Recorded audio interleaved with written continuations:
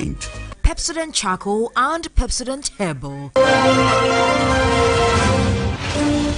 President Mahama expresses disappointment at Chief Justice for circulating her letter demanding copies of petition for her removal on social media.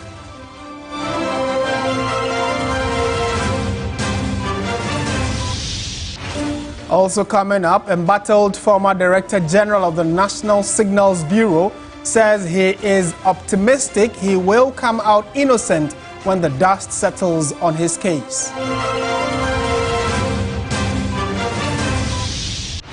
Energy Minister Dr. John Jinapor says government will consider selling assets of companies involved in the illegal cutting and subsequent smelting of ECG cables.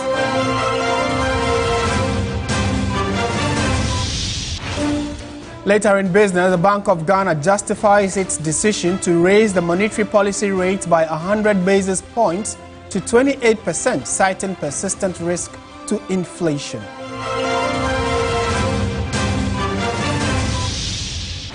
On the international front, at least 144 people killed and hundreds more injured in Myanmar following a 7.7 magnitude earthquake.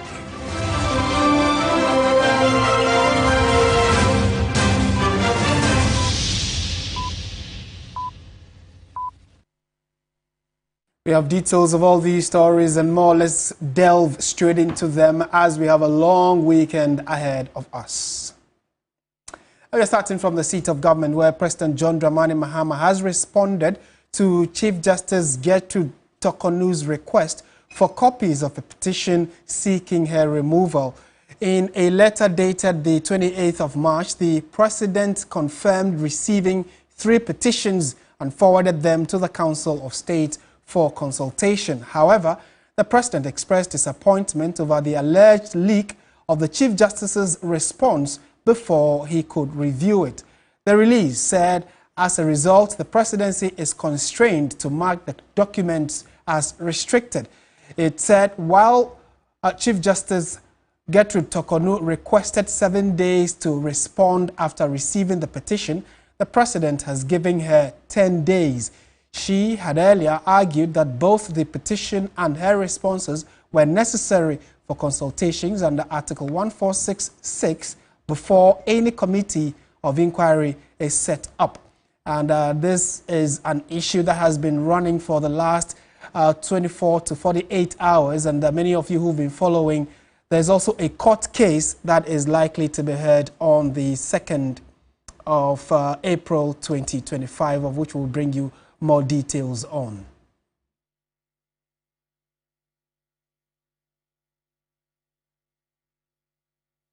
Now, so these are extracts of the letter from the Office of the President, and he says that His Excellency has received 3 petitions requesting your removal as Chief Justice. 2 are dated the 14th of April 2025, and the 3rd is dated the 17th of March 2025. On the 24th of March, His Excellency wrote to the Chairman of the Council of State forwarding the petitions to him. The confidentiality attached to Article 146 proceedings extends to all documents and materials.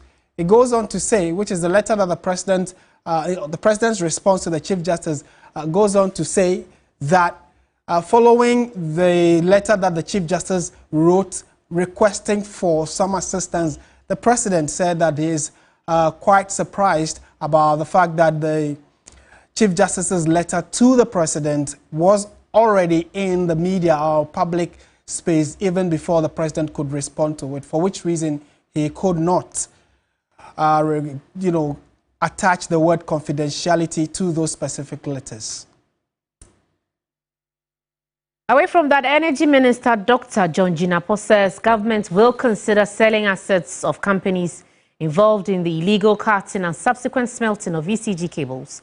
The minister, who visited the companies where national security operatives busted their operations, vowed to end what he believes to be a cartel, stealing from the state. Currently under investigation following a bust on a syndicate believed to be responsible for the theft of cables belonging to the Electricity Company of Ghana, ECG. National security operatives on Thursday bested the operations at two companies at Shire Hills suspected to be part of a larger cartel responsible for the missing containers of ECG shipment from the port. On Friday, Energy Minister Dr. Jinapo hit the road to ascertain the details from the raid. The two companies both had their furnaces still burning hot despite being shut over 24 hours prior. The furnaces were used to smelt the cables and later turned into aluminium poles for export. The cables, which were all broken from their original seals at each of the companies, were heavily concealed. The third company, which officials continued to remain tight-lipped about, upon a tip-off, absconded with the stolen items abandoned at a warehouse now under national security surveillance. Dr. Jinapo vowed to end what he believed to be a criminal cartel. Since 2019, this crime is being perpetrated on the state. The then government slept on it.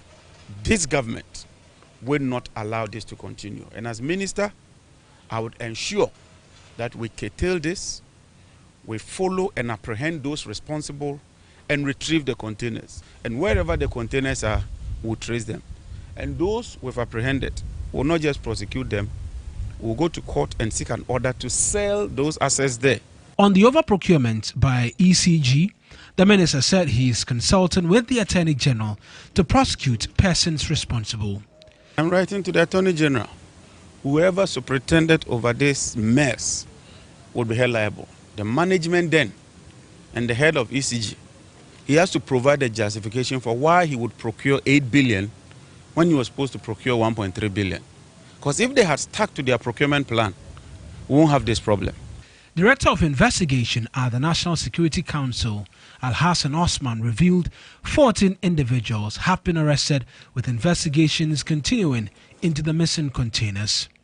We have picked additional 2 Ghanaians, making the total 14, and they're all in custody. We have just picked some 4 people in Tema, but I am yet to interact with them, so I am not in a position to give you more facts on that one. So far, it is cables. Yes, we have picked intel about some transformers elsewhere, but I am yet to move on that one. The team would also visit the Atlas Dry Port at Tema, where some of the containers were found. Intelligence has brought us here, where the national security who've been investigating these missing containers tell us that after the content of the containers are taken out, the hard metals are brought here and then subsequently sold. For now, they are investigating and checking if the serial numbers on the respective containers here tally with those that have gone missing. Mawina Egbeta, TV3 News, Ashaiman Sakasaka Park. The Energy Minister in a related development has vowed to find the 1,346 missing ECG containers and get the perpetrators to account for it. Speaking on the floor of Parliament, the minister said that he cannot be deterred to investigate the matter to the letter. A report by Evelyn Tingma. 1,346 containers. Whatever it takes, I'll bring those containers to where they ought to be. They gave us a figure of 3,000. Then they told us it had incurred demurrage of 1.5 billion. I was sworn into office on the 17th. On the 24th, I visited the harbour. At the harbour, I was told the containers were 2,500. That is what aroused my suspicion. I didn't say at the harbour that the containers are 2,500. The report was submitted just this week. It was during the presentation of the report that the committee told me that contrary to the figures they were giving you, over 1,300 containers cannot be accounted for. So those who are on social media and trying to play the political game, let me assure you, it will not deter me. Mr. Speaker, I just came from home. We've gone to 4 warehouses. 2 of them are factories. And what they've been doing over the years is that they buy these containers with brand new aluminum cables and then melt them into aluminum rods and export them. I've received a lot of briefing, and I'm getting to know those who are behind it. This has been going on for years.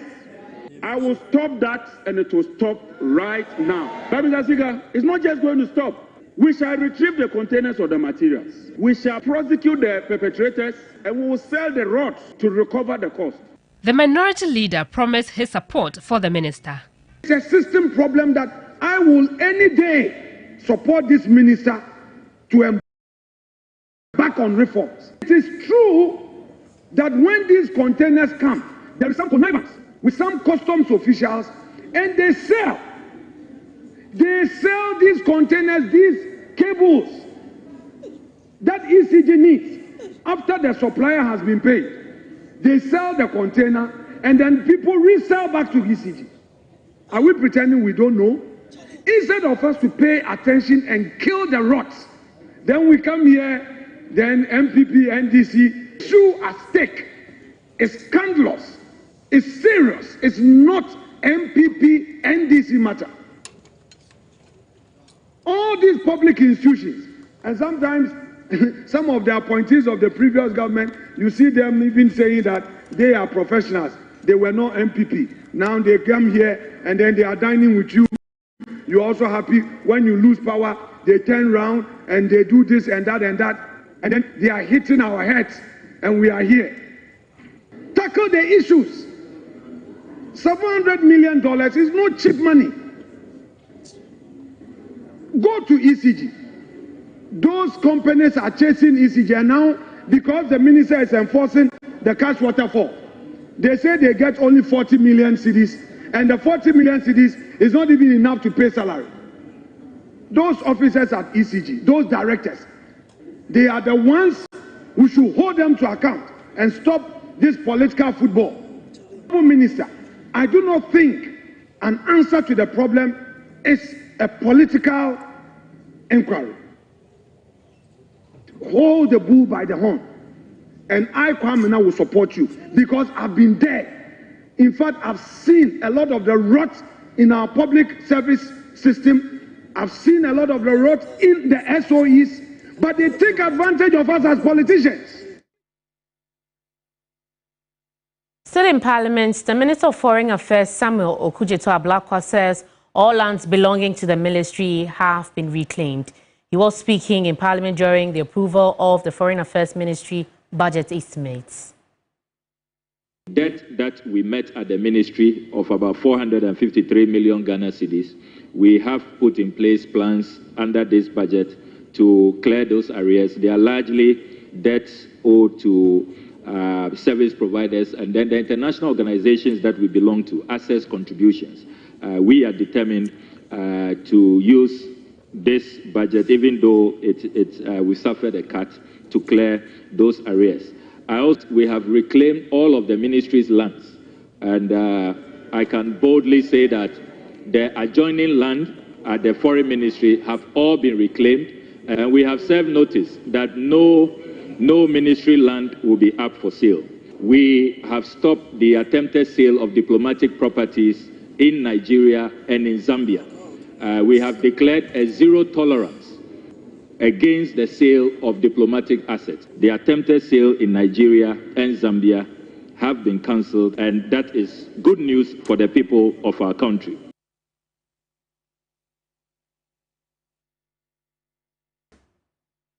Now, the Minister for Lands and Natural Resources and Member of Parliament for Damongo, Samuel Abujinapo, says illegal mining is currently getting out of hand and wants the right things to be done. He also lauded the Gold Board initiative by government that is expected to help regulate the buying and selling of gold. I would be very reluctant in criticizing my successor almost immediately. I know how complex the issue of illegal small-scale mining is, how endemic, how complex, how complicated, how pervasive, and how its tentacles literally permeates through almost all the facets of our national life and the fabric of our society. So far, he's come out with some interventions. He's brought about the river guards concept, for example. Of course, some people have raised issues about the caliber of people who are supposed to serve as river guards. But that said, that is a novelty, and let's see how that works out. But the other question, has illegal small-scale mining or Galamsey worsened, or has it improved? Things seems to be getting out of hand. In dealing with this matter, it's absolutely important. Candor is important. Honesty is important. And accepting the reality is important. That is what is happening now, and that is what is making the situation worse. A now embattled former Director General of the National Signals Bureau says he is optimistic he will come out innocent when the dust settles on his case. Earlier, the Accra High Court reduced his bail conditions from 120 million cedis to 80 million cedis with 2 sureties, while his wife's conditions were retained. My colleague, Lord Edwasari, reports.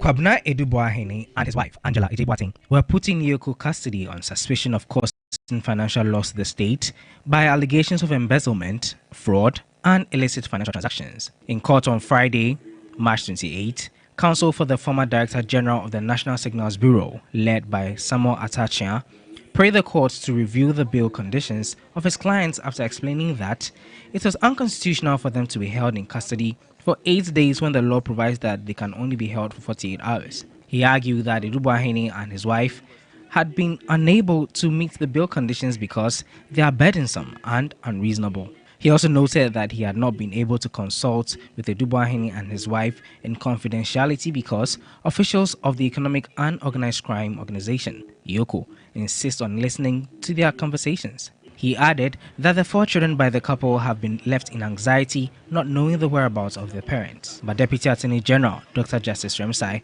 objected to the review application.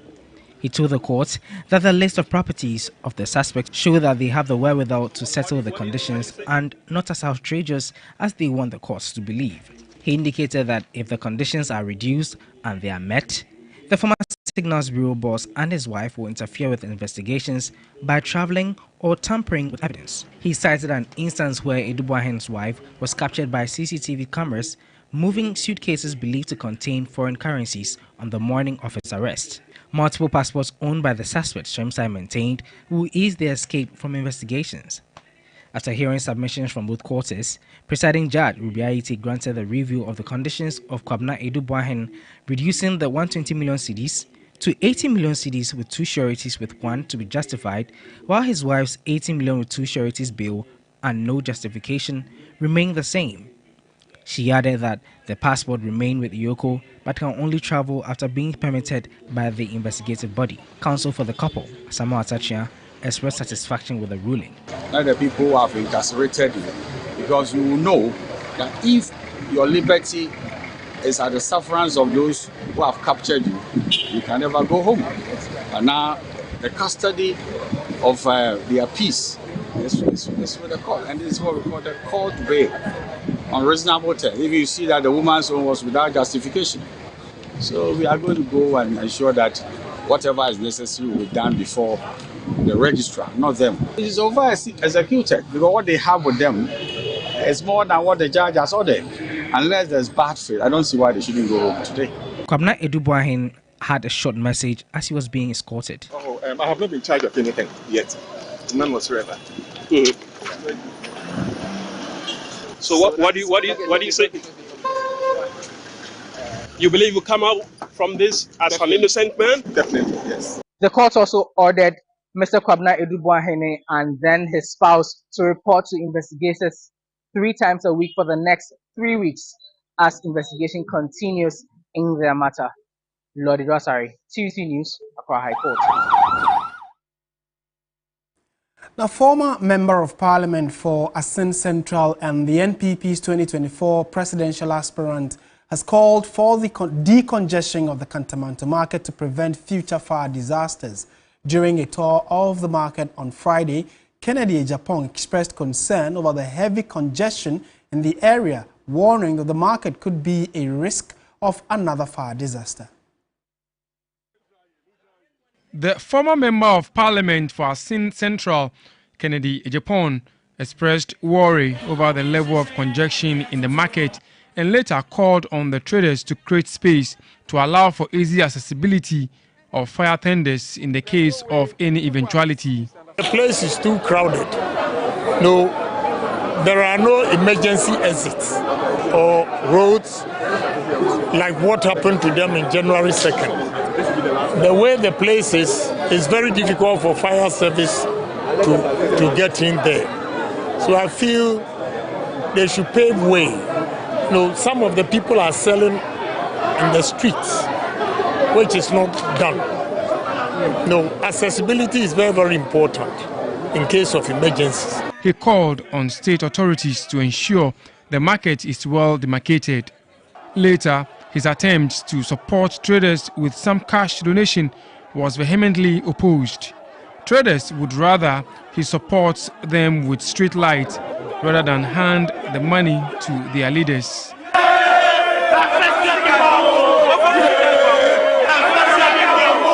The traders accused their leaders of misappropriating funds donated by the government, agencies and individuals.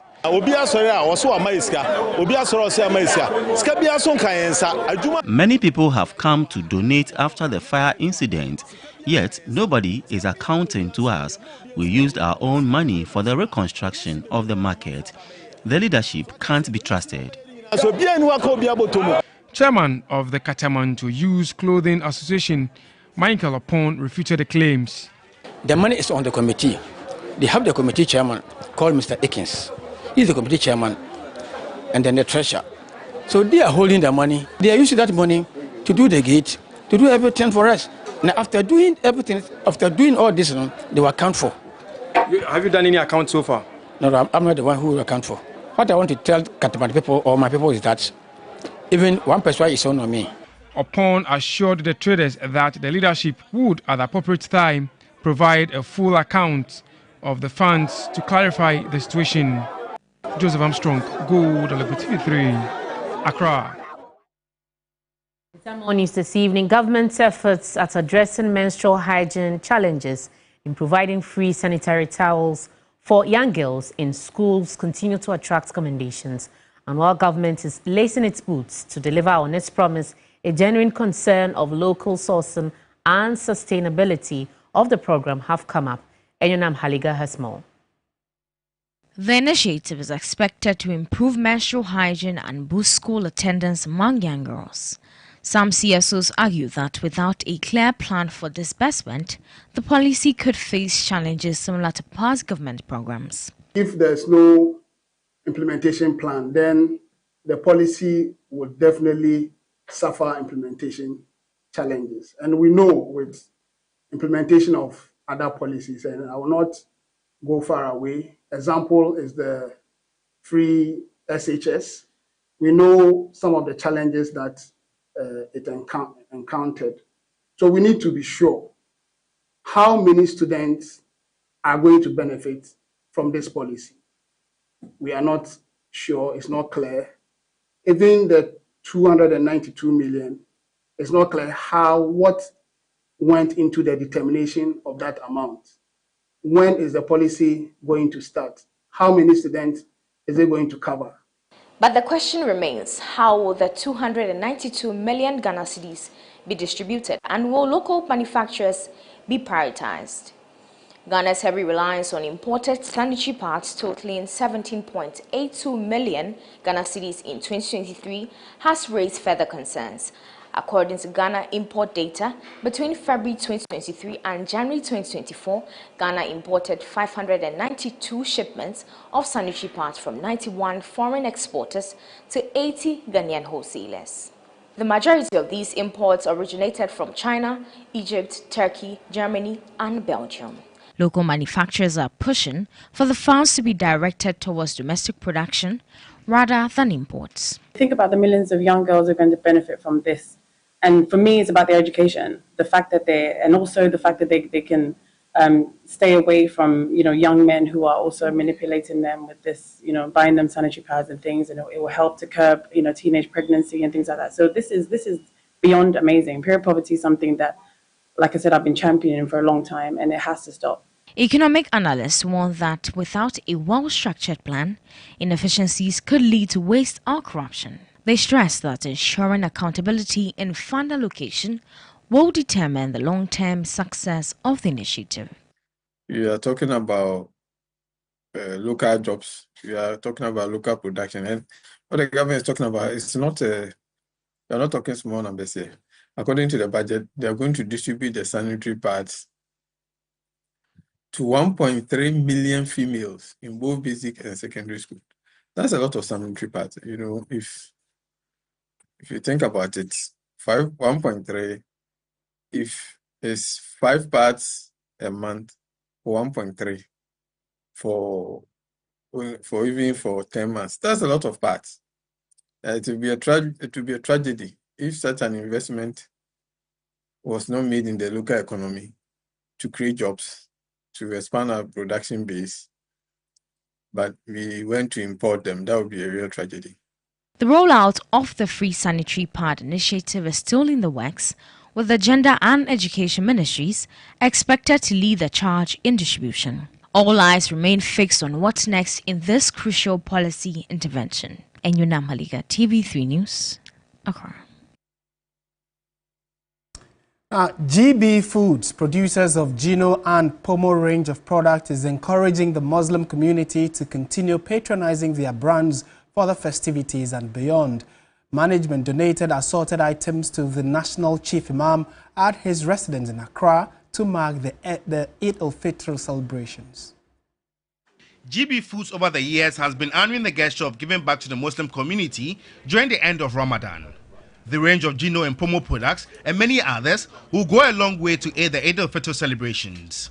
The National Chief Imam praised the support of the company and revealed how it would go a long way in aiding the poor and vulnerable. I will keep encouraging the Muslim community to eat good meals, ensure that in their selection of meals, they are maintaining a healthy, balanced meals in all that they do. They should be careful in the selection of their meals. For our product is halal certified, and so we can guarantee them a meal that would actually be enough for them in terms of their beliefs. Jackie Apia is brand ambassador of Gino.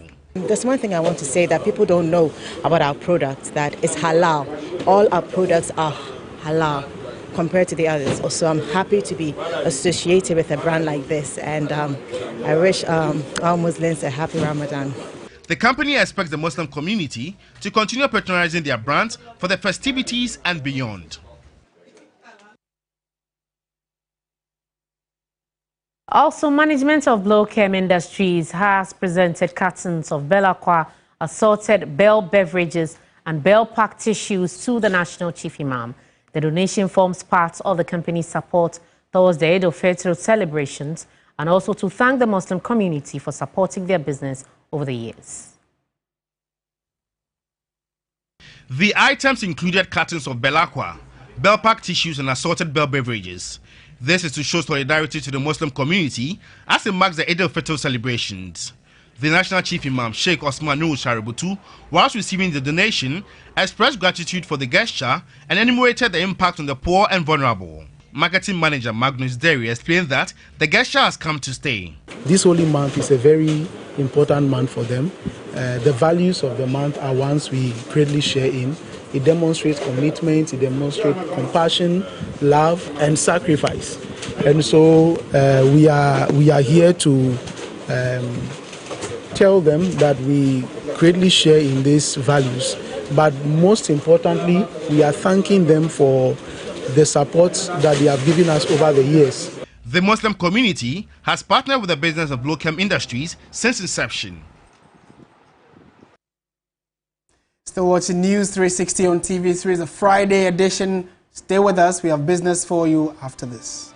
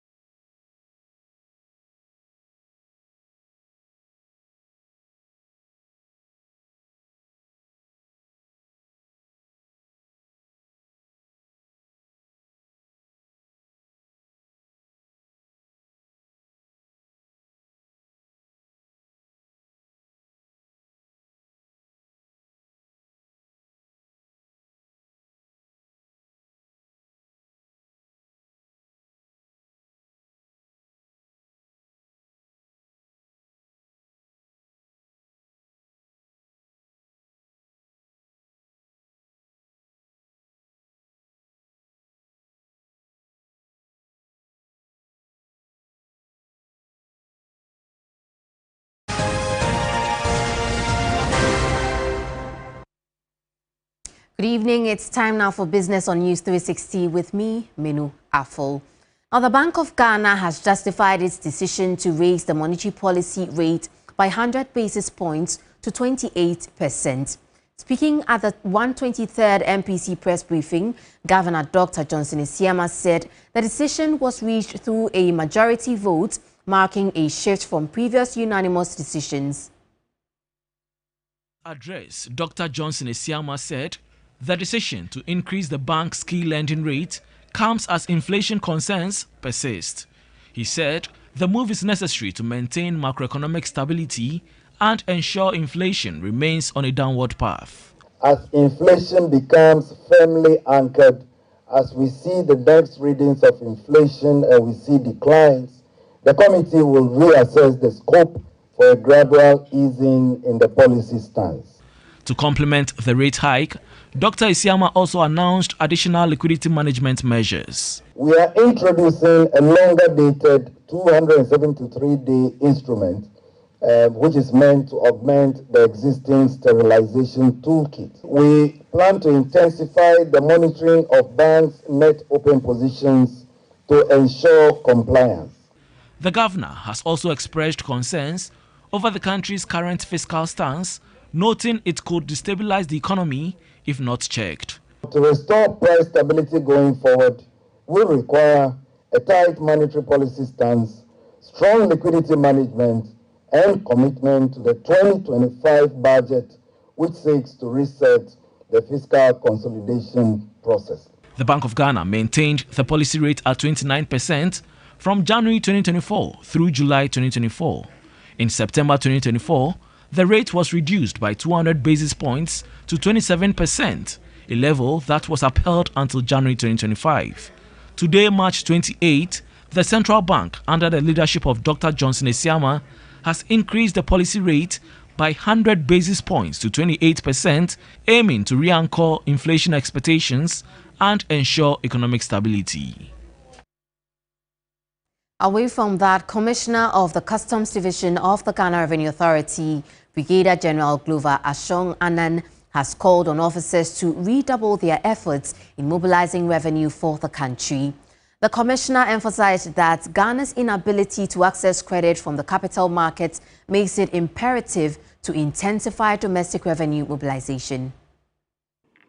The commissioner, in his remarks during the inauguration of the Custom Police Unit and the pull-out ceremony for his immediate predecessor, charged officers to work diligently to increase revenue collection, which is critical for the country's economic development. As a country, we do not have the benefit of some of the international funding sources that have hitherto been available to us.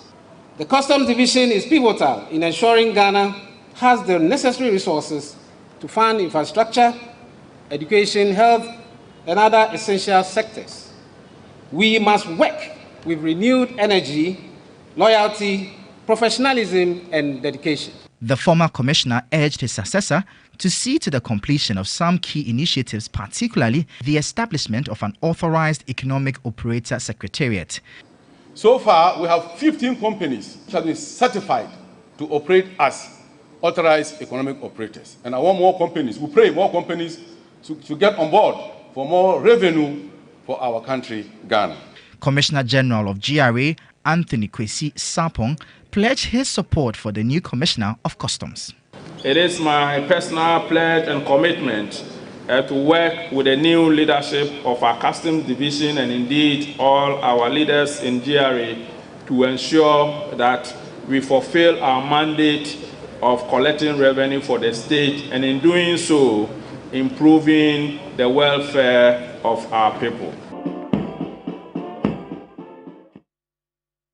The president of the Chartered Institute of Marketing Ghana, Michael Abiu, has emphasized the need for mandatory certification of individuals in sales roles to enhance their knowledge, skills, and ethical standards, ultimately driving business revenue growth. Speaking at the launch of the National Sales Leaders Conference, he noted that the evolving business landscape demands professionals who are well-versed in the latest sales strategies and market dynamics. We need our CEO here to get their marketers to become professionals. What are we talking about when we say they must become professionals? We are talking about your brand managers, your PR managers, your account managers, your business development officers, your chief commercial officers, being able to be certified, to understand the ethics and the professionalism which must come into play when we sell or market our businesses. Just as you would expect the accountant to be certified, or you would expect your internal auditor to be certified, the man that holds the heart of your organization, the lifeblood, must also be certified. The Chartered Institute of Marketing exists just to make that happen. So through our certification programs, our training, and our continuous development, we equip marketing and sales teams with knowledge, skills, and the mindsets that would help your businesses grow. We'll now shift your attention to the She Power Project, an initiative by Vivo Energy to empower young women and promote female diversity. The initiative is part of the company's commitment to promoting gender diversity and inclusivity. Dream School of Craft has been creating economic opportunity for women, preserving Ghanaian heritage through fashion. The event featured breathtaking collections inspired by African heritage, modern trends, and sustainable fashion, reinforcing the importance of innovation and culture in design. Admissions officer at DSK, Kegari, said the foundation trains females under 25, equipping them with essential skills and helping them secure employment in fashion institutions. Dream School of Crafts is a foundation under Dreams College of Creative Arts. And what we do at Dream School of Crafts is that we help the less privileged, the young women under 25 years old. What we do is that we train them in surface garment ornamentation, and then we give them employment into various fashion industries. Head of Marketing at Textiles Ghana Limited, Georgina Mensah, said as part of their sponsorship, the company is launching its iconic collection, a new line inspired by Ghana's landmark site, including the Adome Bridge. Part of our sponsorship, we're launching our iconic collection. You'll see designers who have made beautiful clothes from our iconic collection, which is inspired by iconic places in Ghana like the Adome Bridge, the Kakum National Park, the Akosombo Dam. We also have the Butterfly Sanctuary. We have the Paga Crocodile Pond. We have the Independence Arc, and we have the Lighthouse. The fashion show was not just a celebration of style, but a powerful statement on the transformative impact of fashion as a tool for empowerment and economic growth. And that's it for Business on News 360. My name is Minu Afo. Stay with us. Sports News is up next.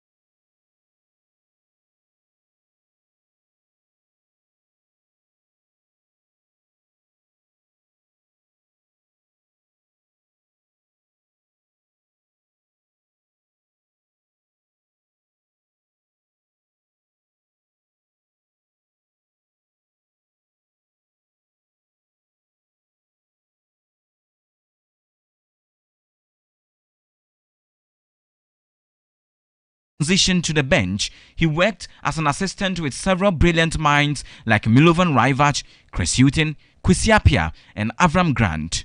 Konadu helped Ghana to World Cup qualification in 2014 and was present for several Africa Cup of Nations tournament while working with the under-23 and under-20 teams. After managing Ghana Premier League clubs like Asante Kotoko, Legon Cities and in Swatreman, the 52-year-old chose to take his talent outside Ghana, signing a 3-year contract with South African side Leopards in July 2024, just weeks after leading in Swatreman FC to the MTN FA Cup trophy.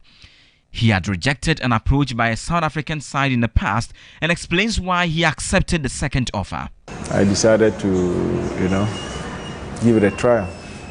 Not necessarily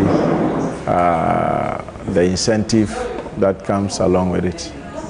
But I decided, I sacrificed to go there just to see how the market is, to also know about how the South African, style of play and everything. Konedu's brief tenure with Leopards was a struggle, recording just 6 victories in 17 league games. As the team languished in 10th place, the former Black Meteors coach decided to step down. We were playing the championship, we were fighting to gain promotion to the PSL, as their Premier League. Yeah, and even at that level, I have to be honest, it's very top league. It's a well-organized league. So many teams almost all the teams have foreign players. And that makes the league very rich. Konedu is back home, waiting for the right offer from the right club. With the current Ghana Premier League season at its business end, the tactician has his side set on returning to the touchline next season.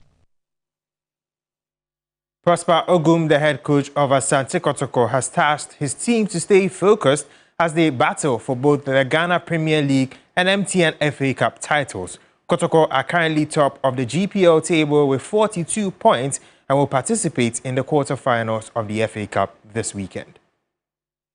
Psychologically, we need to do everything right to be able to make sure that we keep our composure and we keep our focus. Once we are able to do that, I'm sure we'll be able to accumulate the points and then be a possible title contender. And the FA Cup too, I think, as I've already said, it's a cup match. It's a knockout game. So you don't take chances. You have to be serious in every game, right from the blast of the whistle to the end. Even if it's 90 plus 7 or plus 10 minutes or plus 1 minute, you have to stay focused, because a second loss of focus or concentration can cost you dearly. So if we want to win the two, one word I will use, focus. We just have to be focused. First, Asante Kotoko will be in action in the MTN FA Cup, and they will be facing True Democracy. Atram Divisa will be facing PAC Academy SC. Karela will face Golden Cake, and Brekum Chelsea will face Bechim United. That's it for the sports segment here on News P60. My name is Billy Shen. There's more on the bulletin after the break.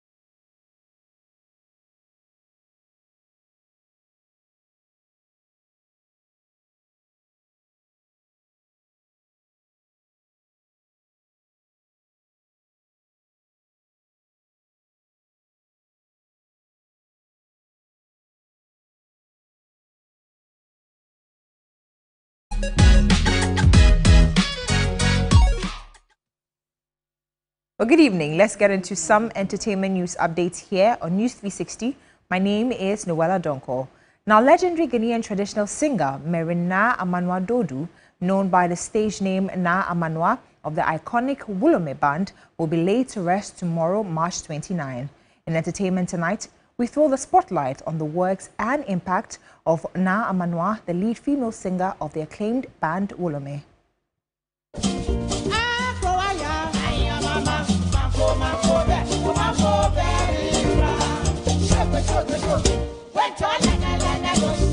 Born in 1949 in Accra, Na Amanwa was a singer and songwriter of Ga folk music.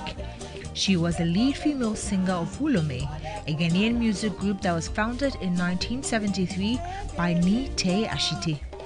With a career spanning over 5 decades, the music icon's impressive exploits has earned her great admiration. Whilst with the group, they recorded classics like Kafo, Jaina, Giant Sanum and Meridian, an iconic composition which till date remains a personal favorite for many.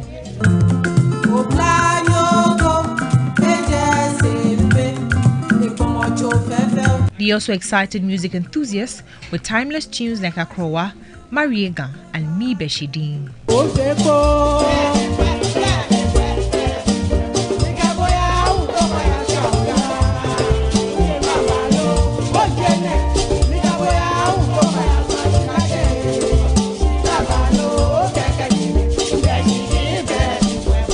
After a successful stint with the group, Na Amanwa left Wulome to join the Suku troupe, whose first album, Awodeme, was a big hit.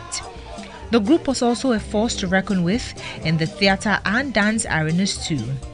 In 1978, they toured West Africa and visited Kenya, where they performed for President Jomo Kenyatta. After a decade with Suku troupe, the versatile songstress left to form her own group in 1988. Na Amanwa is admired by many, thanks to her powerful voice and her ability to tell rich and relatable traditional tales with her compositions. Beyond entertaining and delivering moral messages in her works, many have eulogized the cultural ambassador for her contributions in preserving Ghanaian folklore music.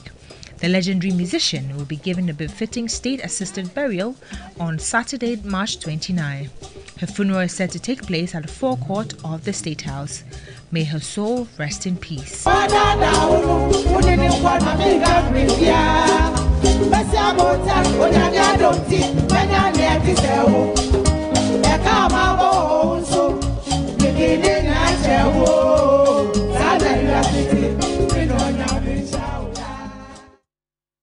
May her soul rest in perfect peace. Now to some more stories. Film lecturer George Busumpim has urged the leadership of the National Film Authority to set their priorities right.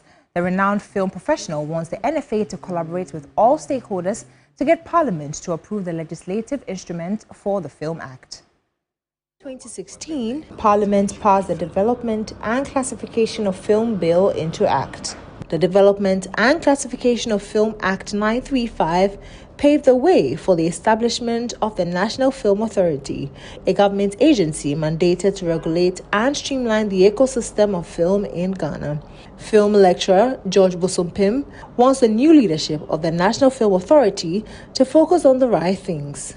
According to him, getting the legislative instruments for the Film Act to be approved by Parliament should be key on the NFA's agenda. He noted that the move is necessary to give the NFA the power to execute its mandate. We need to have priorities. They should be intentional about certain things that they do. So, for instance, the legislative instrument that have been drafted that is almost, going through to Parliament should be dealt with. That's the first thing that they have to tackle, because the instrument will give them the power in terms of regulation. The legislative instruments have to be laid in Parliament for 21 days. But of course, before then, it has to go to Cabinet. It actually got to that extent, but it couldn't go through. So I'm thinking that they should push and get that thing through. That should be their first priority. The ACE film director also wants the regulatory body to work on a film policy for the country. Well, that'll be it for the entertainment news segment here on News 360. But do stay tuned on our channels for the amazing shows that we have for you this weekend. My name is Noella Donko. Enjoy the rest of your weekend. Let's now bring you some international news. At least 144 people have died and hundreds more have been injured in Myanmar following a 7.7 magnitude earthquake. Reports indicate that tremors from the quake were also felt in neighboring countries, including Thailand, where an unfinished high-rise collapsed. According to the Thai Deputy Prime Minister, 81 construction workers are missing and a search and rescue operation is currently underway. Dramatic images from Myanmar show buildings severely damaged, while video footage from Bangkok reveals a rooftop pool spilling over the sides of a swaying building. Myanmar has been in political turmoil since the military junta seized power in 2021 coup, making it difficult to access reliable information on the ground. And that's how we bring the bulletin to an end. Thank you so much for spending the last hour with us. I am Martin Asiedu Dartey. And I am Ayisha Yakubu. Enjoy the long holidays. Bye for now.